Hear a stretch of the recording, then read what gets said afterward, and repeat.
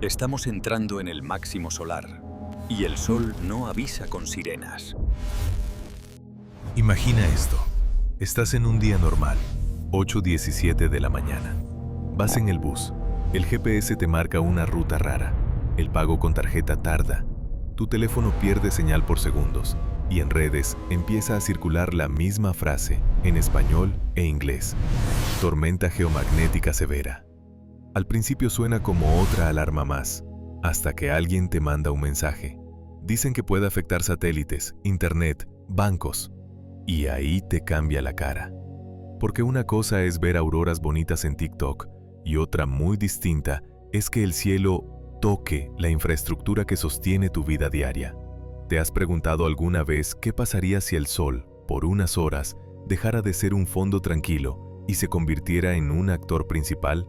Eso es exactamente lo que la gente llama Carrington 2.0. Y cuando hablamos de máximo solar 2025-2026, no estamos diciendo que el desastre sea seguro. Estamos diciendo que estamos en una fase del ciclo solar donde la probabilidad de eventos fuertes sube y donde cada llamarada grande nos recuerda que el sol no solo da vida, también puede interrumpirla.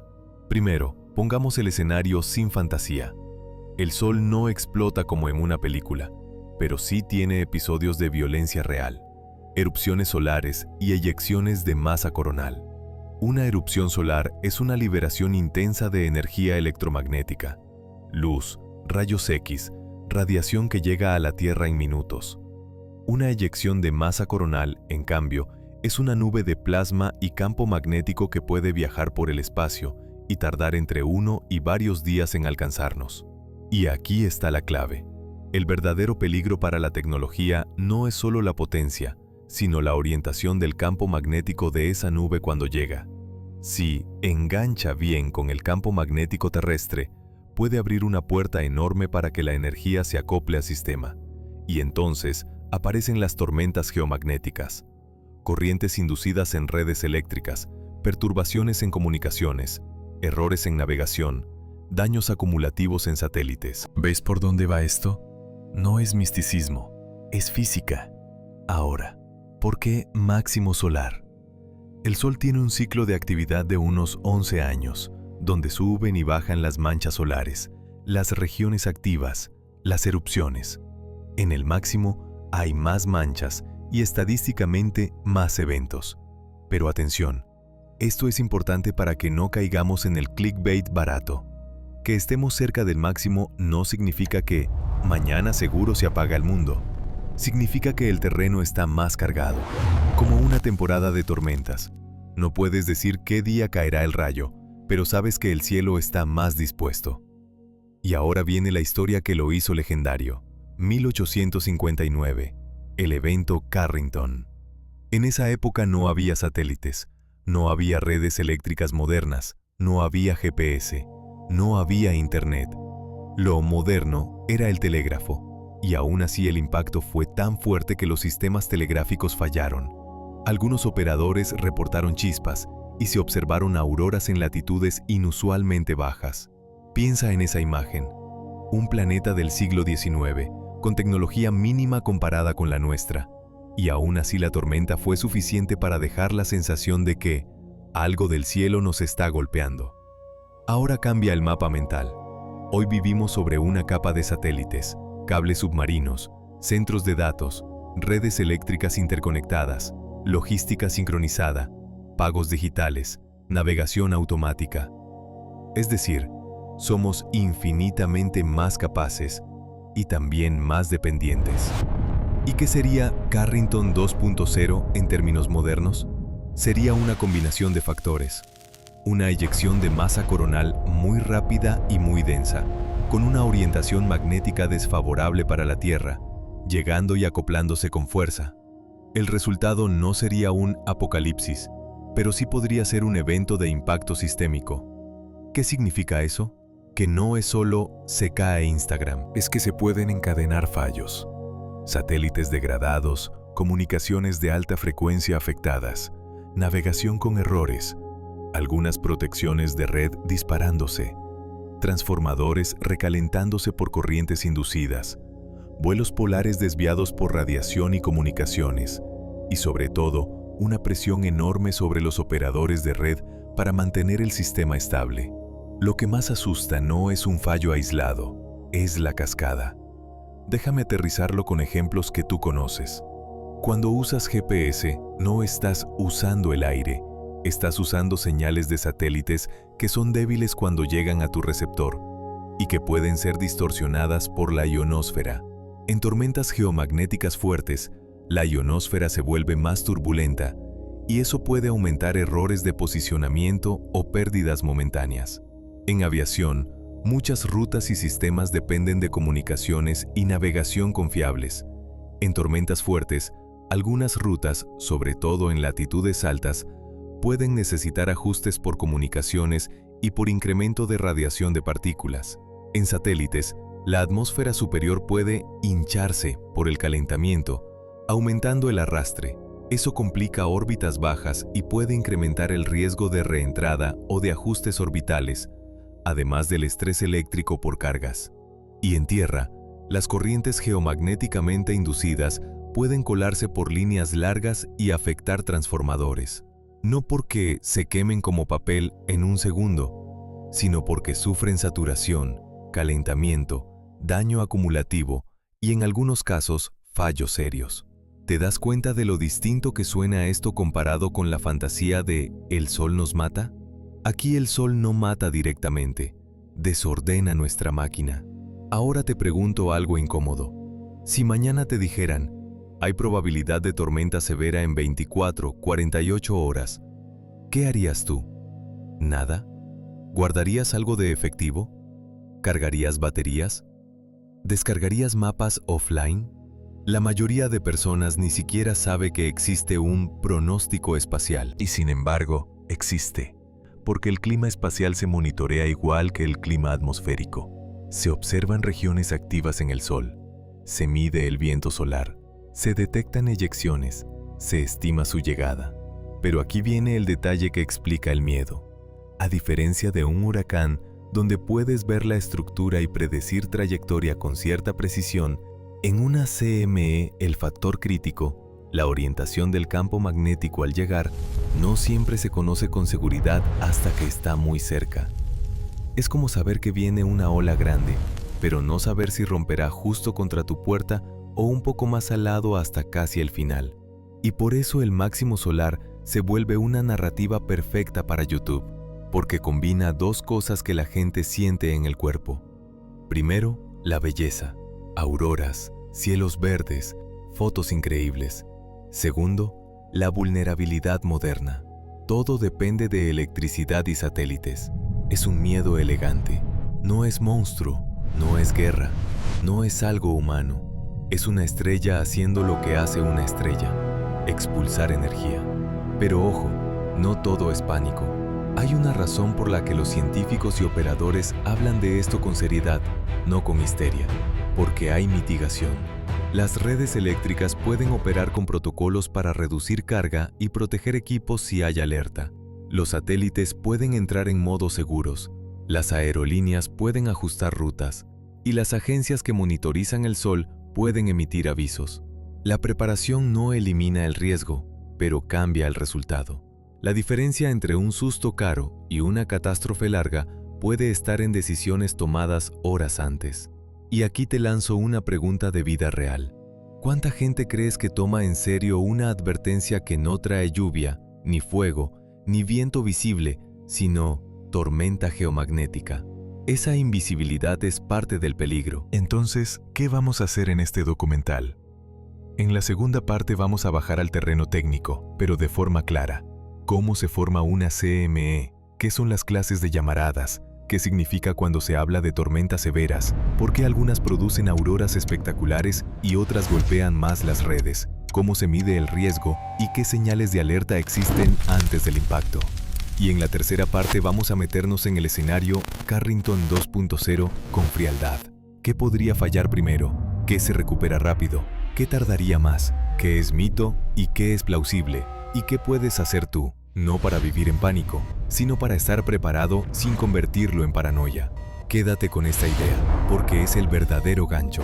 El Sol no necesita querer nada, no es malvado, no es un enemigo, pero en un mundo hiperconectado, basta con que haga una de sus cosas grandes en el momento correcto para que nosotros sintamos, por primera vez en mucho tiempo, que dependemos de un sistema más frágil de lo que creíamos. Y ahora dime tú, antes de pasar a la parte 2, si el cielo te diera 48 horas de aviso, ¿crees que nuestra civilización sabría reaccionar con calma o entraríamos en caos por la pura sorpresa de descubrir que el clima también existe fuera de la atmósfera?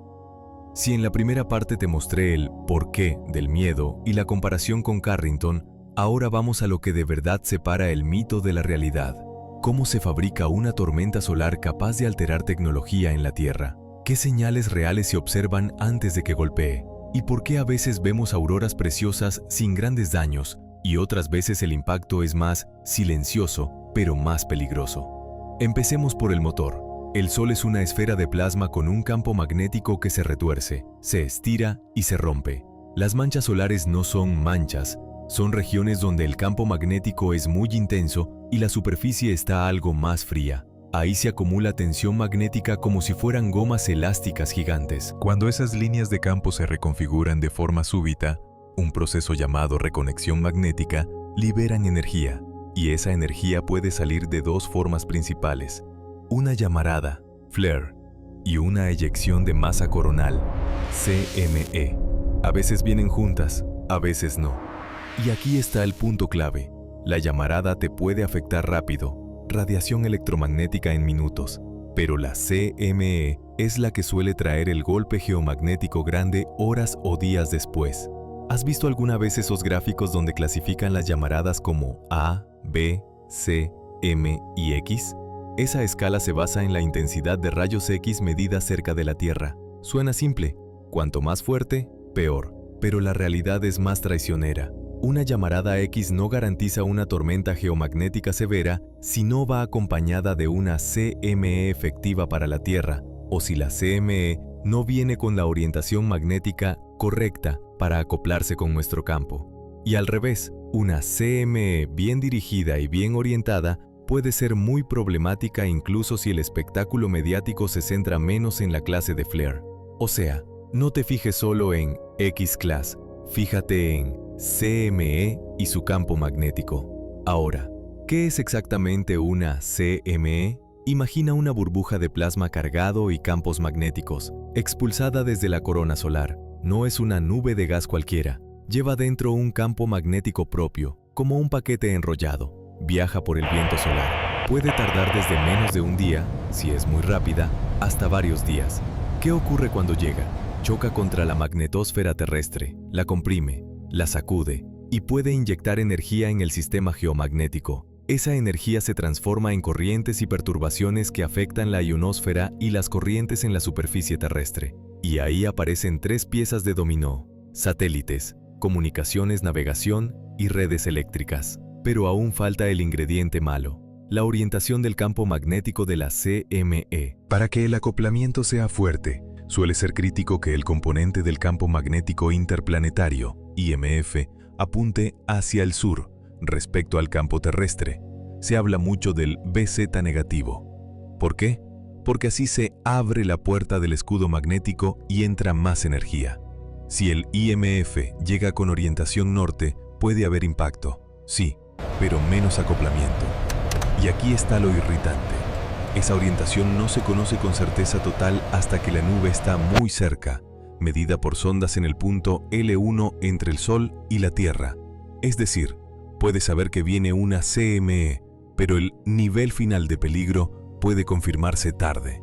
¿Te suena a estrés operativo? Lo es. Entonces, ¿cómo se pronostica el clima espacial? Se observa el Sol con telescopios solares, en múltiples longitudes de onda, para identificar regiones activas. Se detectan erupciones y se usan coronógrafos para ver CMEs saliendo como halos. Si la CME se ve como un halo alrededor del Sol, suele indicar que va más o menos hacia la línea Sol-Tierra, lo que aumenta la atención. Luego se modela su velocidad y posible tiempo de llegada. Y cuando la CME se acerca, las ondas que miden el viento solar y el campo magnético dan un aviso más preciso: densidad, velocidad, IMF. Esa es la diferencia entre alerta y ahora sí, esto es serio. Ahora vamos a lo que tú y yo sentimos en la vida real. ¿Qué cambia en la Tierra durante una tormenta geomagnética fuerte? Empecemos arriba. La ionosfera. Es una capa de la atmósfera alta ionizada por radiación solar. Su densidad cambia naturalmente día-noche, latitud, estación y actividad solar. En tormentas, esa densidad se vuelve irregular, con burbujas y turbulencia. Resultado: señales de radio que rebotan raro, comunicaciones HF, alta frecuencia, que se degradan, y sobre todo GNSS, GPS, Galileo, etc., que puede sufrir errores por retrasos ionosféricos y scintillation, pequeñas parpadeos de la señal. Un GPS en tu teléfono puede aguantar. Sistemas críticos de precisión pueden notar más. Y en aviación, sobre todo rutas polares, se presta especial atención porque la radiación de partículas energéticas puede aumentar y ciertas comunicaciones se vuelven menos confiables. Ahora satélites. Dos efectos destacan: cargas eléctricas y arrastre atmosférico.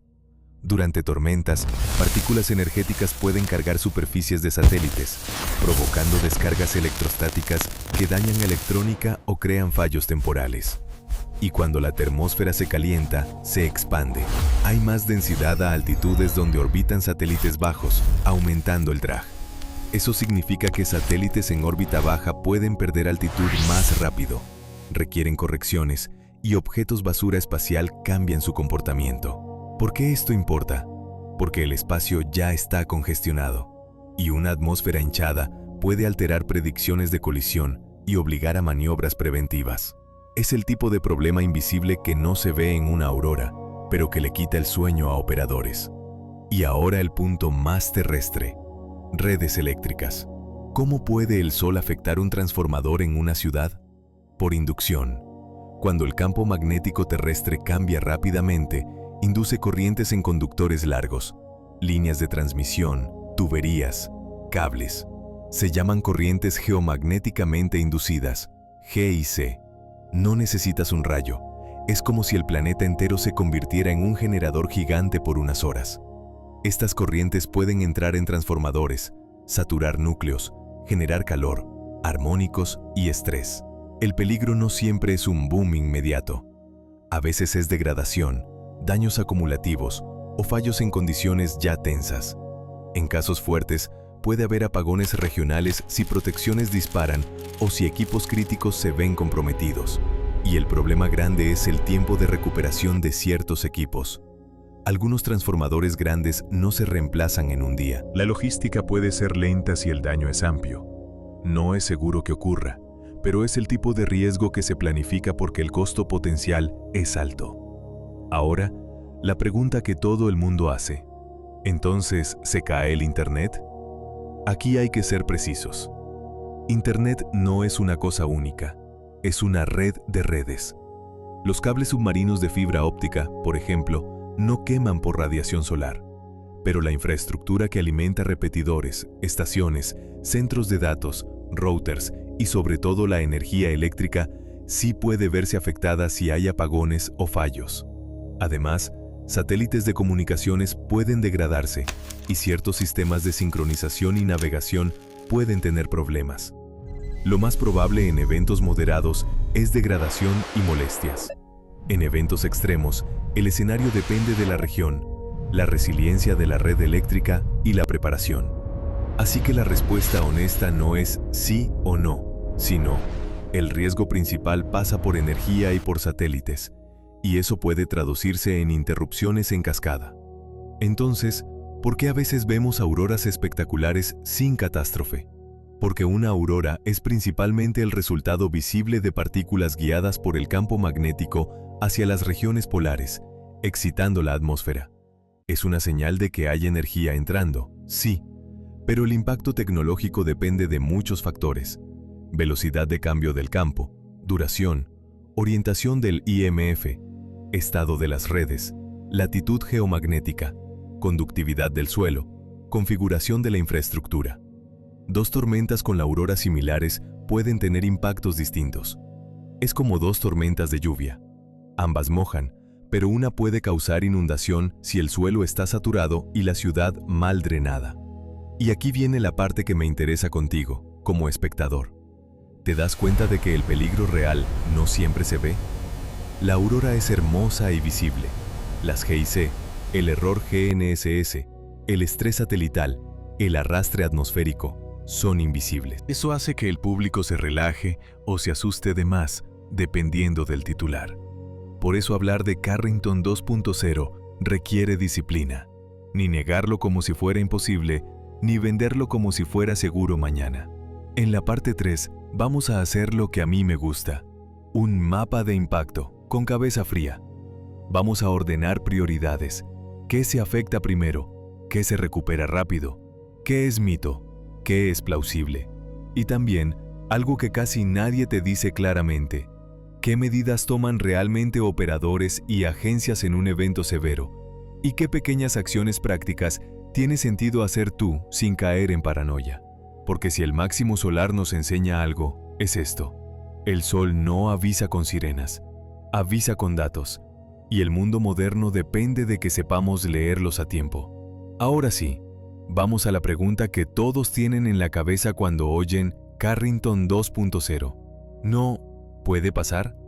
Porque eso ya sabemos que sí, en el sentido de que el sol puede producir eventos extremos. La pregunta real es, ¿cómo se vería en el mundo moderno? ¿Qué es plausible que falle primero? ¿Qué es exageración? ¿Y qué cosas simples podrían reducir el caos si llega un aviso serio? Empecemos por una idea que te va a ayudar a no caer en el pánico. Un evento extremo no significa que todo se apaga en todas partes. La Tierra es grande, las redes son diferentes, la vulnerabilidad cambia por región.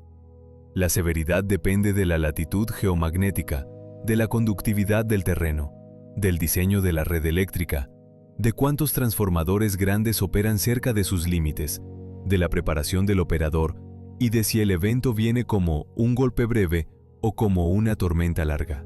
Lo que da miedo no es solo la fuerza máxima, sino la duración y la repetición. Un evento que mantiene perturbaciones durante muchas horas puede acumular estrés.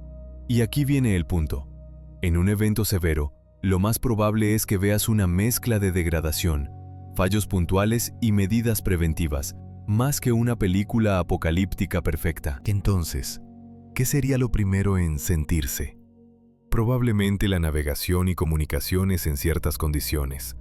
En tormentas fuertes, el GNSS puede degradarse, y eso puede notarse en sectores que dependen de precisión. Agricultura de precisión, algunas operaciones industriales, sincronización en redes, logística. Muchas cosas tienen redundancias, pero no todas. La aviación podría modificar rutas en latitudes altas por comunicación y por radiación. No es el fin del mundo, pero es una señal de estamos bajo clima espacial. En paralelo, satélites en órbita baja podrían experimentar más arrastre y mayores riesgos de carga. Operadores pueden poner sistemas en modos seguros, reorientar paneles, retrasar maniobras, aumentar vigilancia de colisiones. Esto ya es un costo real: combustible, planificación, riesgos operativos.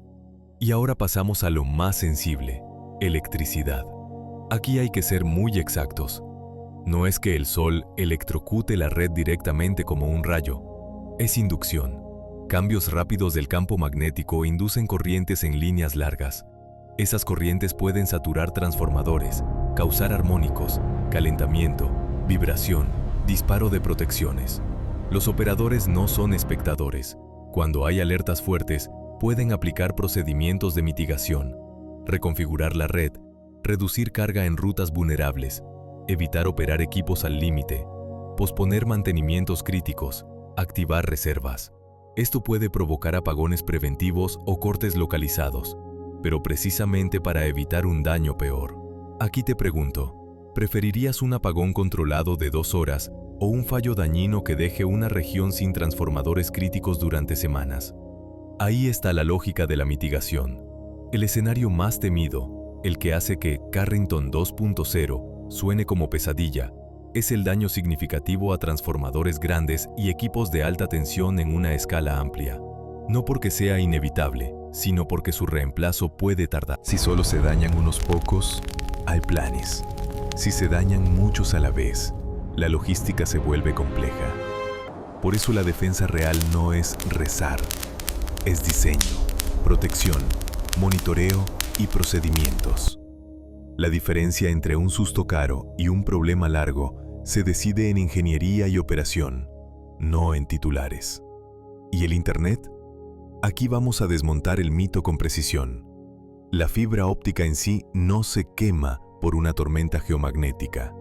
Lo que sí puede fallar son los sistemas que alimentan y conectan la infraestructura. Energía eléctrica, estaciones terrestres, equipos de red, repetidores alimentados, centros de datos, enlaces satelitales.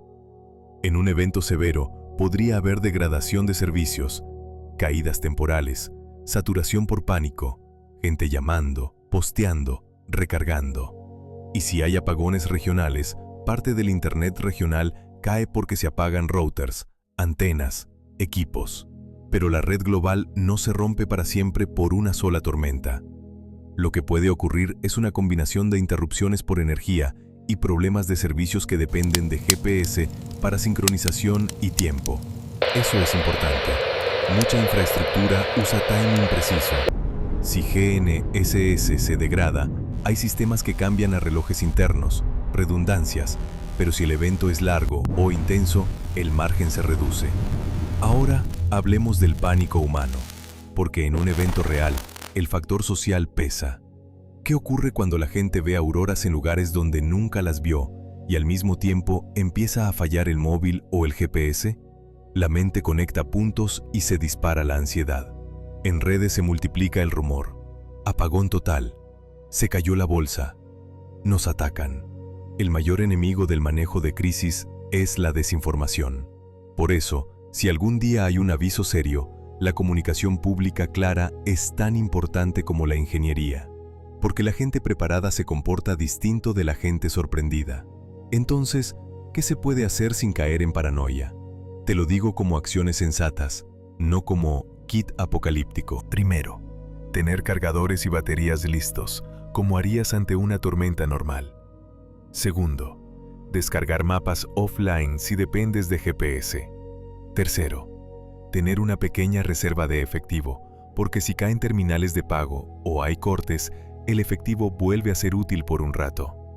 Cuarto, tener linterna y radio básica o forma de informarte, porque si las redes móviles se saturan, una fuente alternativa ayuda.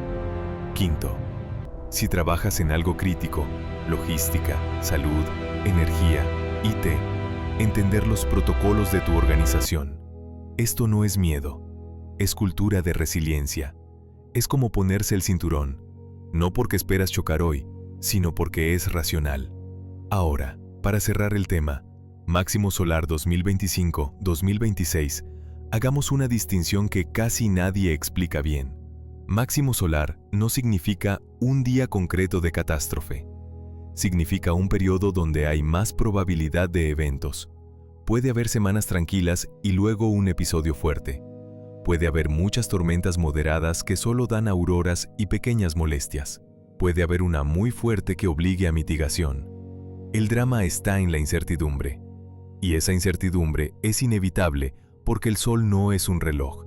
Es un sistema caótico dentro de ciertos patrones. Y aquí viene la pregunta final, la que quiero que te quede sonando. ¿Somos más frágiles o más fuertes que en 1859? Instintivamente dirías, más frágiles, porque dependemos de tecnología. Pero también somos más fuertes porque tenemos vigilancia del Sol, pronósticos, protocolos, redundancias, materiales mejores, sistemas de protección. En 1859, el mundo no podía anticipar nada.